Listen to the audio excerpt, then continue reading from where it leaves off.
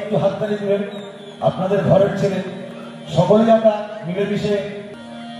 এবার আমি যে গানটি গাইব সামনে আমার বয়স্ক সারা নিশি জেগে বসিলাম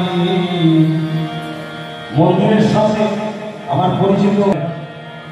যাই হোক আমি দেখেছি একটু ধৈর্য ধরুন, বন্ধুদের গান শোনাবো। কথা দিচ্ছি আমি মানুষ হইয়া যত মূল্য দিয়া মানুষের হইয়া